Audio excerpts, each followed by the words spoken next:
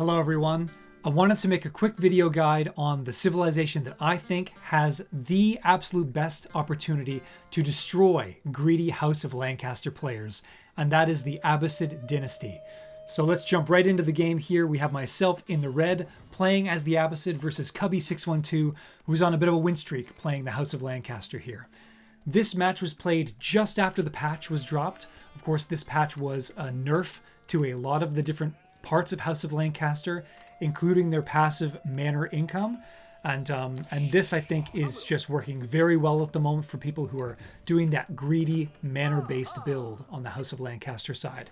I want to go in and do this on pretty specific detail. So as you can see, I took my first 6 villagers to build a mill on the berries. I'm rallying onto the berries, and that first villager that comes out, I build a house beside the TC that's kind of close enough that it's still within TC range, doesn't kill one of these straggler trees, and also is kind of close-ish to this mill with the hopes of potentially starting to build up that golden age. I get relatively unlucky with the sheep. I kind of took my scout down in this direction. I'm just finding my first 2 on this side, whereas this scout has successfully kind of gone straight for a lot of them.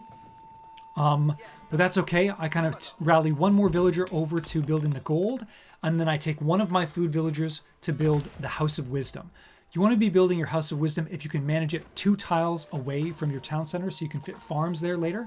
And you also ideally want to be building it towards the back of your base. If you're not building it in the back, there's the opportunity that your enemy might be able to potentially put on a lot of pressure and destroy that landmark. And I've had many cases where either myself playing as the Abbasid or when I was playing against the Abbasid, you kill this landmark right here and they cannot age up. They're stuck likely in the feudal age is how that normally happens. So that's a big kind of deficit that you will have to likely lose the game from, to be quite honest with you. So I do tend to try and build the House of Wisdom as best as I can behind my base, just so it's a bit safer.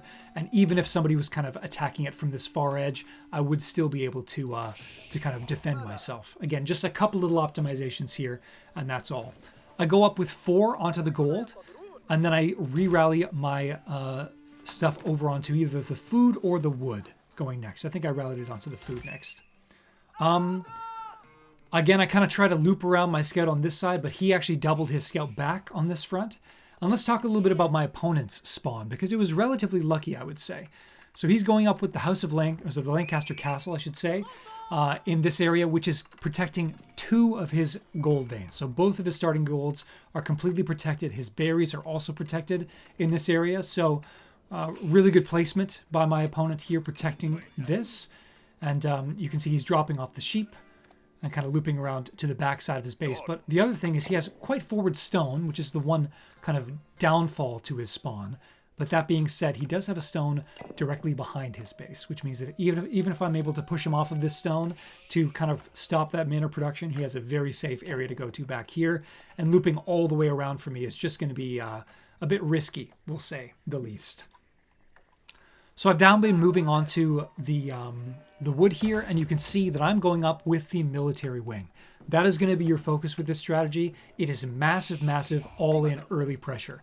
I take 4 villagers off of food and then move on to the wood as well. And then I also take 2 villagers off of the gold once I've gotten a fair amount. And then I also put them onto the wood, because you're going to want a lot of wood for this particular build. You're going to be building some rams and making sure those manors are burning down to the ground. So, a lot of villagers here. A bunch of them move over in this direction, and then I kind of quickly re-rally and build a lumber camp over on this side. This is the wood line that I'm going to be chopping down as much as I can on this side. And yeah, that's kind of the beginning of the game so far. We'll just speed up to the end of the age up here, maybe. And then go. You can see my opponent got a ton of sheep on his side. But military wing is completed. Make sure that you've built an additional house before you hit the age up, because otherwise these units are going to be stuck inside of your military wing. You are going to be pop capped without that. So I'm building a lot of houses at the moment because my goal at this time is to try and get to golden age number 1 as fast as possible for the plus 15% gathering rate on all resources. That is a massive buff to my villager gather rate. So I'm building additional houses that I don't need in order to get up to that moment and that opportunity. Very soon, I do forget it, but you should be researching fresh foodstuffs immediately upon the age up. It's a bit of a mistake by me. But I know exactly what I'm doing. I know he's currently going for stone. I know he's trying to build up his manor count. It's already begun. But I move my archers and spears immediately over to this stone and push him off of this resource completely. So he is now stuck at 70 stone. He does not have enough for his third manor at the moment, so a good delay on my part. And now you can see he's recognized probably what I also have recognized. You can see my scout is moving around and is coming over to this area, so I can scout to see if he chooses to go onto this back stone, because I've seen that already. I've scouted it on the map, and now that I'm coming around, I'm just wanting to see if he's committing to this or if he's maybe not, which would indicate maybe there's going to be some more military pressure coming my way. But my scout comes around this corner and very quickly sees a very defensive outpost to protect these villagers and also a mining camp going up on the stone. I choose to spend some time just kind of burning down this mining camp, finally get fresh foodstuffs in. Also want to focus on getting double broadaxe. And then I also have 2 archery ranges to bring myself up to that 10 building or structure in order to get that first golden age. I have a single camel archer that I built, and I'm going to use this just to kind of have some mobility in doing a little bit of raiding and also some scouting on my opponent's base. I move my spears and archers back, and I start building up a battering ram. And this is why this civilization is so good at this. It's because you don't need to research siege engineering as the Abbasid. They automatically have the ability to build siege engines in the field without any technology or gold investment. So really big advantage, and definitely useful when you're wanting to do a lot of pressure into a defensive landmark like this. I'm just leaving my scout here because I want to see if he's keeping the same number of villagers on gold. He is really committed to this with 7 on, not on gold, on stone. So 7 on stone at the moment, trying to kind of catch up on the amount of time that he lost in building a tower and an extra mining camp. And then the rest of his villagers are on wood, and then the rest are on gold. There's none on food anymore because he's relying on the passive food generation just from 2 manors. And that's why the civilization is very strong right now. But you can see my force is beginning to grow and grow. I'm getting wheelbarrow now. I'm also getting forestry, just keeping those 2 on gold so I can continue to grab a couple of upgrades here and there as I'm moving forward. I bring my camel archer here to do a little bit of raiding, just cause some idle time for this. Do take a fairly significant amount of damage. Unfortunately, not a great plan by me. And of course, he's able to use the short bows to very quickly take me down on that side. Really quick tip for you, if you are choosing to all in as any civilization, make sure you're doing it outside of the vision of your opponent. You can see my opponent is still running around, still trying to grab additional sheep, but I've chosen to be right here. And a little bit of good luck and a little bit of poor scouting. Oh, he sees it for a flash. And who knows if he even does see that. In fact, I'm going to assume that he doesn't, because he doesn't react to that whatsoever. And he's still just trying to be as greedy as possible, continuing to build up these manors. And so as a result, I'm just kind of sitting here in the fog of war outside of his vision, and he does not know that there's the potential for some massive problems coming towards his base. Again, he brings his scout out in this direction, expecting me to try to be looping around the backside to attack his stone. But my intention is not to attack his stone, it's to be all in.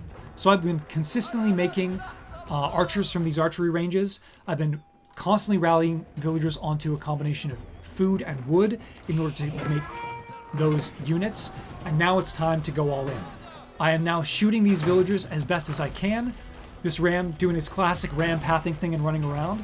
And my focus at the beginning here is absolutely going to be on this Lancaster castle, because it is buffing up these manors and providing them with arrow slits, which is doing a lot of additional damage to my units. If I can take down this landmark, then that means that all of these manors no longer have any defenses whatsoever. So 4 rams is a really good number to have. I've lost a couple of archers just from kind of the arrow fire from this particular landmark.